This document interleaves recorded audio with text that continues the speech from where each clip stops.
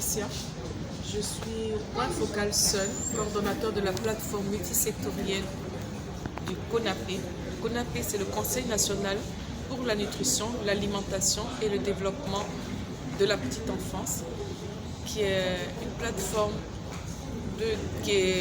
plateforme décidée par le président de la République. Il l'a voulu ainsi pour marquer l'importance de la lutte contre la malnutrition et surtout l'aspect de convergence et de synergie que tous les secteurs, toutes les parties prenantes doivent mettre en place pour lutter contre la malnutrition.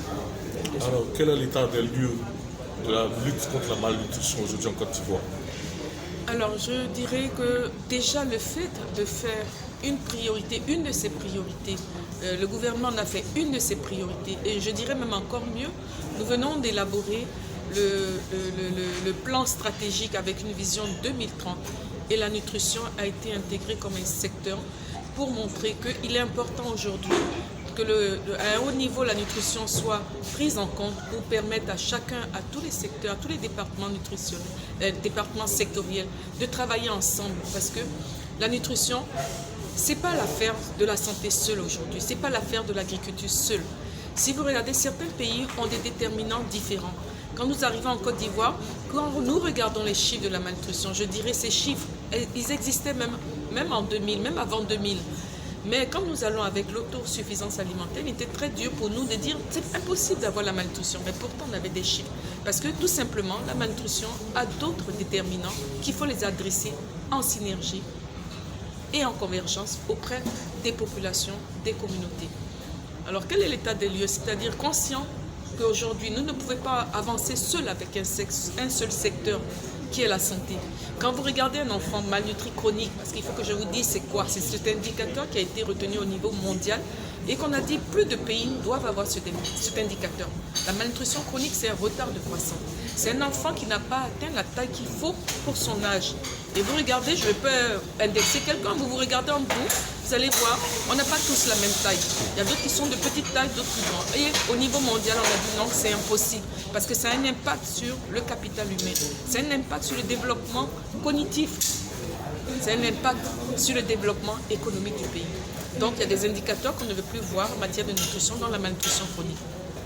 Le gouvernement a fait des efforts énormes, il faut le dire, parce qu'en 2006, on était à près de 34%, on est passé à 29%, à 21%. Le seuil acceptable par l'OMS, c'est 20%.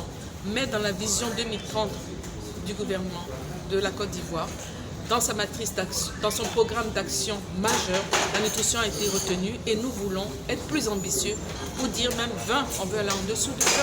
Pourquoi pas arriver même à 15% de la malnutrition chronique, comme d'autres pays même l'ont baissé à moins de 10%.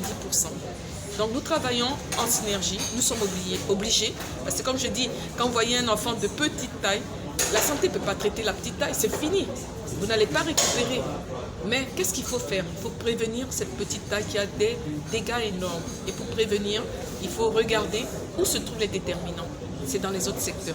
Donc, nous sommes heureux que cet atelier se tienne sur les systèmes alimentaires. Parce que quand nous parlons de malnutrition, nous avons tout de suite deux causes immédiates. C'est l'apport alimentaire et c'est le système de santé qui comprend les maladies même qui sont le lit de la malnutrition. Et au milieu de tout ça, vous avez l'intérêt que vous pouvez accorder à la femme et à l'enfant, l'attention. Et un truc frappant, dans l'attention qu'on peut accorder à l'enfant, c'est l'allaitement. Regardez le taux de l'allaitement en Côte d'Ivoire. On faisait partie de l'un des derniers pays. C'est vrai que nous remontons. Nous venons de loin. On était à un taux de 4%. On est passé à 6%, 12%, 21%.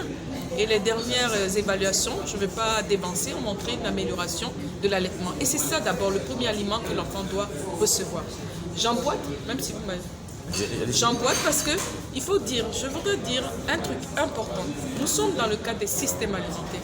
Aujourd'hui, la Côte d'Ivoire est confrontée au triple fardeau, à la transition nutritionnelle, à nos changements d'habitudes alimentaires. Nous sommes en train d'importer des comportements alimentaires. Ah non, il faut revenir en arrière et être réaliste. Nous avons les moyens de finir avec les problèmes de la malnutrition à travers les systèmes alimentaires. Il faut aller en profondeur parce que nous avons aujourd'hui, au niveau mondial, vient de sortir la nouvelle stratégie qui nous guide, nous pays seuls. comment en finir avec la malnutrition dans le cadre de la concertation de nos efforts. Et là, il y a un point fort pour lequel nous devons faire attention. Nous voulons lutter contre la sous-nutrition, c'est-à-dire la malnutrition, mais regardons à côté de nous, nous gagnons du terrain avec la surnutrition, le surpoids, l'obésité. Regardez nos jeunes filles, regardez un peu autour de nous, je n'ai même pas besoin de vous le dire. C'est ce défi. Et ce défi doit être adressé aussi par une alimentation saine pour une prise de poids saine. Nous devons chercher la qualité des aliments. Et le consommateur doit être exigeant dans ce qu'il recherche. Et ce système alimentaire doit être plus profond et organisé, de sorte que la demande des populations soit satisfaite par rapport à des aliments variés, nutritifs et surtout une alimentation saine. Okay. Et je salue ce travail qui a été fait. Ok, la dernière question. Est-ce qu'il y a de l'espoir au vu des consultations nationales qui sont faites? Est-ce qu'il y a de l'espoir pour pouvoir lutter contre la malnutrition en Afrique? Oui, moi j'y crois. Je suis peut-être l'une des personnes, je veux dire, moi je crois.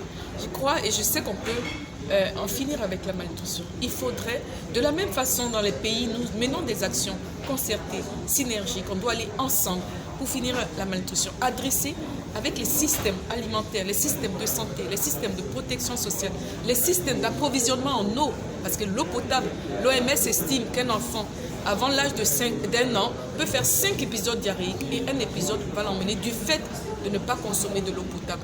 Vous voyez ces mortalités.